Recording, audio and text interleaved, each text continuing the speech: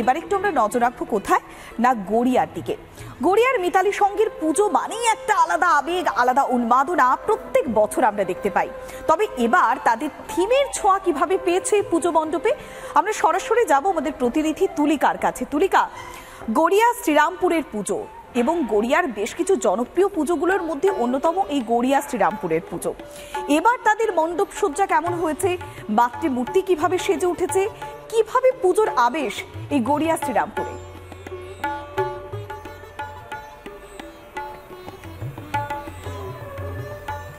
দেখো, কথায় শোনা যায় যে মানুষ প্রায় 3 লক্ষ আগে মানুষের জন্ম হয়েছিল এবং সেখানে যেভাবে আদিম থাকাকালীন যেভাবে খাদ্যের জন্য বাসস্থানের দিনে 2 বার ব্যবহার করো স্টপেজ ক্রিম আর নিজেকে রাখো এভারগ্রিন কেয়াশেক আরোমা থেরাপি স্টপেজ ক্রিম আর খুঁজে পাও নতুন আমিকে।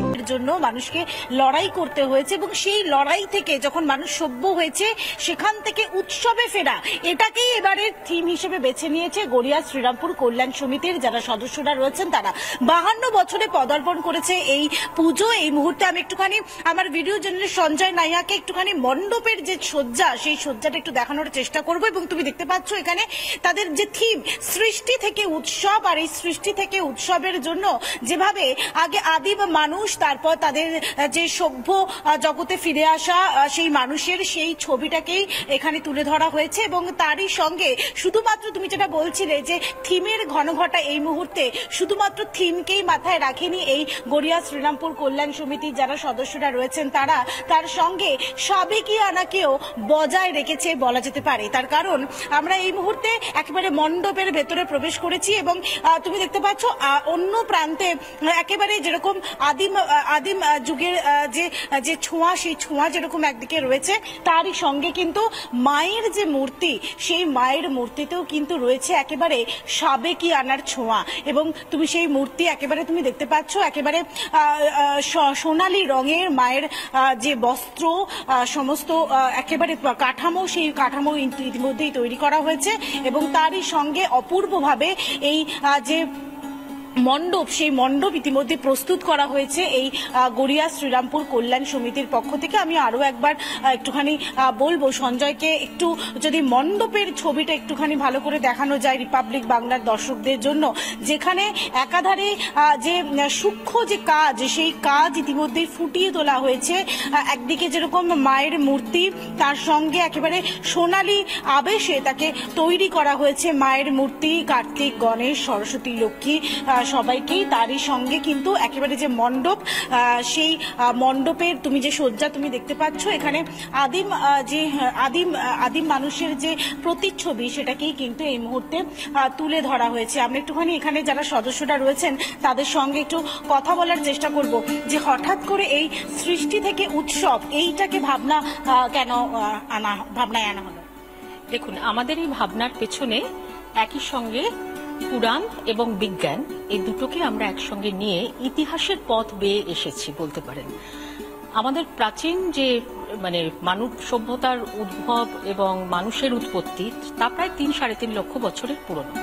মানুষ তখন কিভাবে বাঁচত? রোজের রোজ জন্তু জানোয়ারের সঙ্গে লড়াই করে, অন্য সম্প্রদায়ের সঙ্গে লড়াই করে, খাদ্য জোগাড় করতে গিয়ে, বাসস্থান খুঁজতে গিয়ে, অর্থাৎ প্রতিনিয়ত তাকে প্রতিকূলতার সঙ্গে লড়াই করে করে বাঁচতে হয়েছে। এবং যখন সে জয়ী হয়েছে, সে তখন কিন্তু একটা সাফল্যের আনন্দ পেয়েছে। সে আনন্দটা সে নানান উচ্ছ্বাসে প্রকাশ করেছে, যা আমরা নানান গুহাচিত্রে দেখতে পাই। এবং সময়ের সাথে সাথে সভ্যতা যত এগিয়েছে, আমরা দেখেছি যে এই নিয়মের ব্যতিক্রম কিন্তু হয়নি। প্রতিকূলতা নানান রূপ ধরে এসেছে, নানান ভাবে এসেছে। মানুষ বারবার উদ্ভাবন করেছে, আবিষ্কার করেছে, জীবনের সমস্ত সুখ, স্বাচ্ছন্দ্য, সুবিধাকে সে নিয়েছে এবং যতবার জিতেছে ততবার সে খুশি হয়েছে, আনন্দ হয়েছে, উদযাপন করেছে। এর পাশাপাশি দেখেছি যে আমরা মানুষ এই যে দৈবী ভাবনা, সেটা এসেছে, সেই দৈবী ভাবনা এসেছে মূলত কিন্তু কিছু শক্তিকে মানুষ জয় করতে পারেনি। তখন নিজের শক্তির উপর আস্থা না রেখে সে তখন দেবতা কল্পনা করে বা কোনো পরাশক্তিকে কল্পনা করে তার কাছে আত্মনিবেদন করেছে এবং তাকে আহ্বান করেছে। আমাদের এই উৎসবের ধারণা কিন্তু সেই একই সঙ্গে মানব সভ্যতার অগ্রগতির যে সাফল্য, আমাদের একতা, যূথবদ্ধতার যে শক্তি এবং তার সঙ্গে সঙ্গে সেই পরম শক্তির কাছে আমাদের মাথা নত করে সামগ্রিক মঙ্গল, সামগ্রিক কল্যাণ প্রার্থনা করা, এই মিলিয়েই আমাদের আজকের ভাবনা, যে সৃষ্টি থেকে উৎসব। সৃষ্টি থেকে উৎসব, আমি আরো একবার সেই ছবিটা দেখানোর চেষ্টা করব, যেখানে একেবারে সুন্দরভাবে পৌলমী বুঝিয়ে দিলেন, এই শ্রীরামপুর কল্যাণ সমিতির সদস্যা বুঝিয়ে দিলেন যে তাদের এই থিম কেন, তাদের এই ভাবনা কেন। আর এই সৃষ্টি থেকে উৎসবের মাঝেই থিমের পাশে তারা সাবেকি আনাকেও তারা কিন্তু ভোলেননি এই সাবেকি আনাকে। আমি আরো একবার সেই মায়ের যে মূর্তি, সেই মায়ের মূর্তির ছবিটা আরো একবার দেখানোর কথা বলবো, যেখানে তুমি দেখতে পাচ্ছ একেবারে সাবেকি আনার ছোঁয়া রয়েছে এই মায়ের মূর্তিতে, যেখানে তার প্রতিমা যে তৈরি করা হয়েছে বেশ বোঝাই যাচ্ছে তুলিকা, একদিকে যেমন পুজো মণ্ডপে সৃষ্টি থেকে উৎসবের মাহাত্ম্য তুলে ধরা হয়েছে, পাশাপাশি মায়ের যে মূর্তি, সেই মূর্তিও সুন্দর সাজে সেজে উঠেছে। আমরা বিভিন্ন জায়গার ছবি দেখাচ্ছিলাম, একদিকে শহর কলকাতার ছবি, অন্যদিকে বিভিন্ন জায়গায় বিভিন্ন জেলার পুজো মণ্ডপের পুজো উদ্বোধন করছেন ভার্চুয়ালি মমতা বন্দ্যোপাধ্যায়। এর পাশাপাশি আমরা একটু নজর রাখবো কোথায় না, একডালিয়া এভারগ্রিনে। একডালিয়া এভারগ্রিন মানেই একটা আলাদা ছোঁয়া, আলাদা একটা রং। তবে প্রত্যেক বছর আমরা জানি যে এখানে একটা সাবেকিয়ানার মেলবন্ধন থাকে। একডালিয়া এভারগ্রিনের পুজো এবার ৮২তম বর্ষে পদার্পণ করেছে। দক্ষিণ ভারতের একটি মন্দিরের আদলে তৈরি হয়েছে পুজো মণ্ডপ। আমরা যে ছবি দেখাচ্ছি, এই মুহূর্তে প্রচুর পরিমাণে দর্শনার্থীরা ভিড় করছেন একডালিয়া এভারগ্রিনের পুজো মণ্ডপে। দক্ষিণ ভারতের একটি মন্দির, সেই মন্দিরের আদলেই তৈরি করা হয়েছে একডালিয়া এভারগ্রিনের পুজো মণ্ডপ। ৮২তম বর্ষে মায়ের যে মূর্তি, সেই মূর্তির সঙ্গে সাবেকিয়ানা একেবারে স্পষ্ট।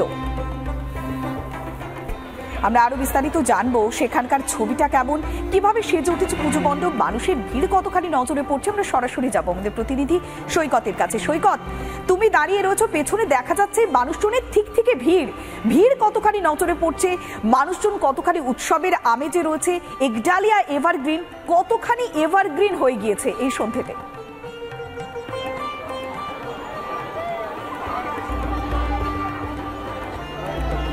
দেখো, একডালিয়া এভারগ্রিন বরাবরই এভারগ্রিন, সেই জন্যে এই ৮২তম বর্ষে এসেও এই একডালিয়া এভারগ্রিনের ঔজ্জ্বল্য কিন্তু কোনো মতেই কমেনি। আমি মণ্ডপ থেকে শুরু করে প্রতিমা গোটা বিষয়টা দেখাবো, তার আগে দেখাবো এই তৃতীয়ার সন্ধ্যাবেলায় মানুষের ঢল। যেটা তুমি বললে একডালিয়া এভারগ্রিন বরাবরই এভারগ্রিন, আমি একটু কথা বলে নেওয়ার চেষ্টা করব। ম্যাডাম, একটু কথা বলবো, কোথা থেকে এসেছেন? দমদম থেকে। আজকে তো তৃতীয়া, তাতে কি আছে, পঞ্চমী ষষ্ঠী থেকে মারাত্মক ভিড় হবে, তার জন্য আমরা আগেই বেরিয়ে। এরপরে কোথায় ঘুরবেন? এরপরে আছে তিধারা, দেশপ্রিয় পার্ক, তারপরে হিন্দুস্তান পার্ক। নর্থ কলকাতা ঘুরেছেন? এখনো ঘোরা হয়নি, সবে থেকে আজকে জাস্ট স্টার্ট করেছি আমরা। আজকে সবে স্টার্ট করেছেন। আমি একডালিয়া এভারগ্রিনের পুজো প্যান্ডেলটা দেখানোর চেষ্টা করব। দক্ষিণ ভারতের একটি মন্দির, বরাবরই দক্ষিণ ভারতের বিভিন্ন যে সুসজ্জিত মন্দির, সেই মন্দিরগুলির আদলে তারা মণ্ডপসজ্জা তৈরি রাখে, মণ্ডপসজ্জা করে, এবং এর পাশাপাশি প্রতিমায় থাকে সাবেকিয়ানার ছোঁয়া। আমি একটু ভিতরের দিকে যাওয়ার চেষ্টা করব, আমার ভিডিও জার্নালিস্ট পিনাকি নন্দীকে নিয়ে একটু ভিতরের দিকে যাওয়ার চেষ্টা করব। এই মণ্ডপের অন্দরসজ্জা, সেই অন্দরসজ্জায় একটু ঘু মারবো, পাশাপাশি সাবেকিয়ানার ছোঁয়া রেখে যে প্রতিমা, সেই প্রতিমা সজ্জার দিকেও যাব। তবে তার সঙ্গে আরও একটা বিষয়, যে এই তৃতীয়ার সন্ধ্যাতে একডালিয়া এভারগ্রিন বরাবরই এভারগ্রিন, সেই জন্যেই কিন্তু এই একডালিয়া এভারগ্রিনের টানে মানুষ এসেছেন দূর দূরান্ত থেকে। এই তৃতীয়ার সন্ধ্যায় পৌলমী, তুমি দেখতে পাচ্ছ যে একডালিয়া এভারগ্রিনের প্রতিমা বা এই মণ্ডপ পুরোটা দেখার জন্য মানুষের কতটা ঢল, মানুষ কিভাবে এসেছে, কাতারে কাতারে মানুষ এসেছে তৃতীয়ার সন্ধ্যায়। কোথা থেকে এসেছেন?